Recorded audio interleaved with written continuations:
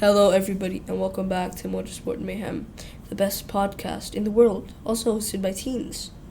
Today, my co-host, Isa Malik, Yo, what's up? is joining us, and today we will be talking about the Drivers and Constructors Championships in the F1 2022 season, and the Indycars and the Indianapolis 5000 winner Marcus Erickson and his journey from F1 to Indycar.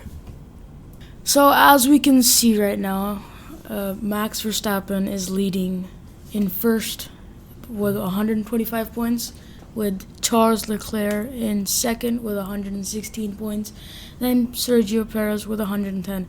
And then we have George Russell, Carlos Sainz, Lewis Hamilton, Lando Norris, Valtteri Bottas, Esteban Ocon, and Kevin Magnussen making the top 10. Then we have Daniel Ricciardo, Yuki Tsunoda, Fernando Alonso, Pierre Gasly, Sebastian Vettel, Alexander Albon, Lance Stroll, Zhou Guanyu, Mick Schumacher, and Nicholas Latifi. In this F1 2022 season, every single driver has scored points except for Mick Schumacher and Nicholas Latifi.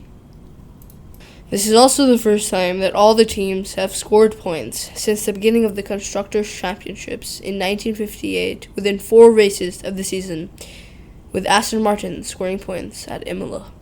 The first race of the season was held in Bahrain, and the results are Charles Leclerc won the Bahrain Grand Prix, and Hamilton came into a lucky third.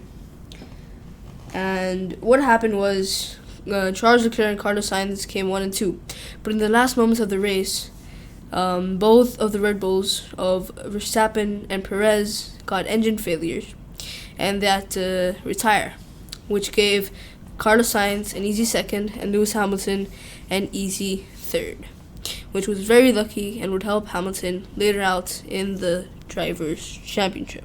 In the second race of the season, the Saudi Arabian Grand Prix, Verstappen came first, Leclerc came second, and Sainz came third.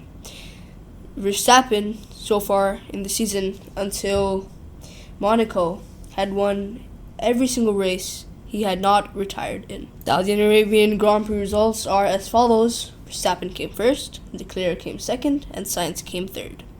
Ferrari was first in constructors at this point, and both drivers were looking good and prominent. The third Grand Prix of the season was held in Australia, which is also the home race of Daniel Ricciardo. The results are as follows. Charles Leclerc came first, Sergio Perez came second, and George Russell came third.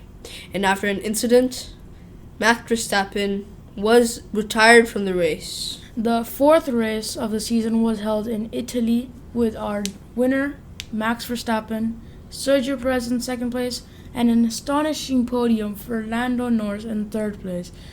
And then we have George Russell, Valtteri Bottas, Charles Leclerc in sixth, Yuki Tsunoda, Sebastian Vettel, Kevin Magnussen, and Lance Stroll completing the top 10. Charles Leclerc was chasing down Sergio Perez for P2 at the tail end of the Grand Prix when he took too much curb into the chicane, spinning into the barriers. First ever Miami Grand Prix was held on 9th May at the United States Grand Prix.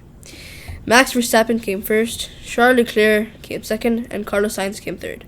Max Verstappen had won every single race until this race, which he had completed. Mercedes came a 5 and 6 with 5th George Russell and 6th Lewis Hamilton. With their porpoising problems with the previous races, they improved a lot in Miami.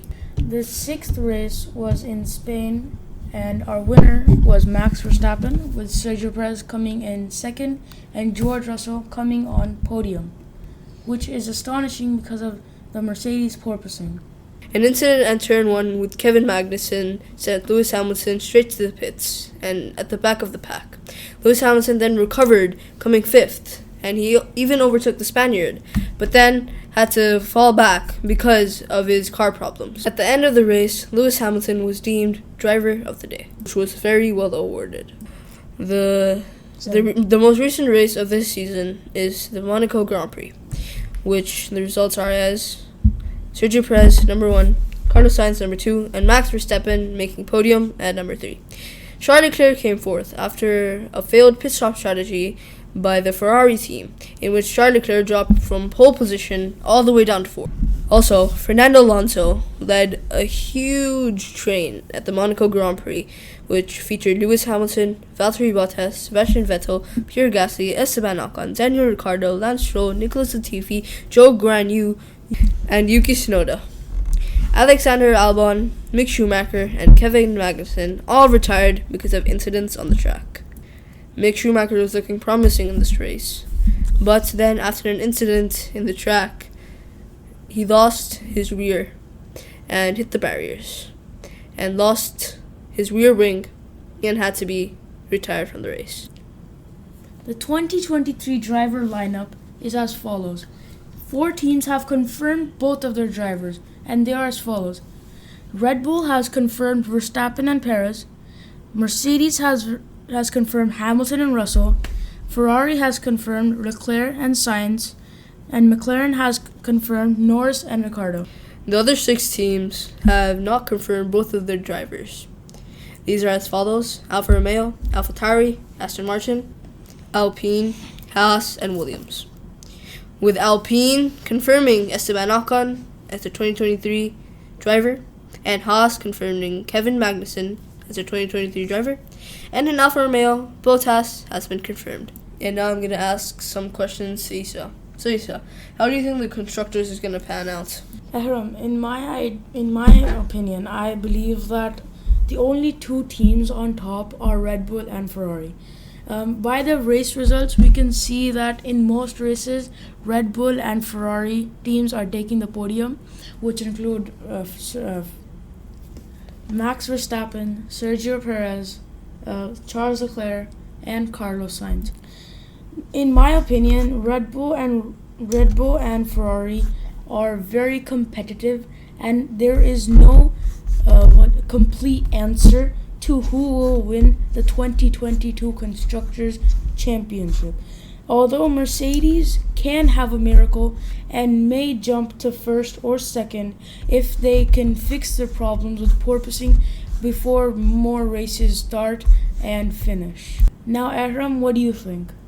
Yeah, no, I totally agree with you. Red Bull Racing just has a pretty healthy lead on Ferrari, and then Ferrari is second, and Mercedes is nowhere to be seen unless they can fix their porpoising problems, and Lewis Hamilton wins a lot of races, or even George Russell. I could see maybe one of them winning the Drivers' Championships, or even winning the Constructors, but it's highly unlikely. On the other hand, Red Bull, with their car problems, such as Verstappen facing the DRS problem in the Spanish Grand Prix, and his other DNFs before, and Ferrari does seem very reliable in terms of cars, in their car issues, but as we saw in the Spanish Grand Prix, Charles Leclerc had a pretty solid lead on the others, and he was in first, but then he had some engine problems and his car started to slow down. So it's anyone's game at this point, and it all depends on DNFs and car reliability,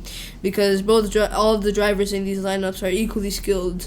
But let's see what happens for Mercedes, because I really hope that they can, get back together and get their porpoising in check and everything. Now, stepping away from F1, we're coming to Indycar and the recent Indianapolis 5000, which is won by former F1 driver Marcus Erickson. Marcus Erickson first debuted in F1 in 2014 at the Australian Grand Prix. After a rough season in 2014, Sauber announced that they would be signing Marcus Erickson at the United States Grand Prix on 1st November 1914.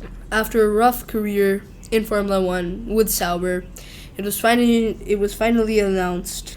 After a rough season and career in F1, in 2018, it was finally announced that Sauber would be dropping Marcus Erickson for Antonio in the 2019 season, but they would keep him as his third driver. After that, Marcus Erickson went to Indycar and was signed by Schmitz Peterson Motorsports in the 2019 Indycar Series. After that season in Indycar, Erickson moved to Chip Ganassi Racing for the 2020 Indycar season. During the pandemic-shortened season, he scored top 10 finishes in over half of his races, with his best result being a 4th place finish at the second race, Road America. The 2021 season for Marcus Erickson was his best season ever. He scored his first win in Indycar, and he started to get grips with the car, and he was considered a good driver. Finally, in 2020, Marcus Erickson won the Indianapolis 5000 and was awarded a trophy and a huge cash prize. Alright guys, that was the end of the episode. I hope you guys enjoyed our first podcast, and let us know in the comments what we could improve on and what we could do better. And make sure to like and subscribe. And I'm your host, Ericson. And I'm your co-host, Isa Malik. And we'll see you next time. Bye.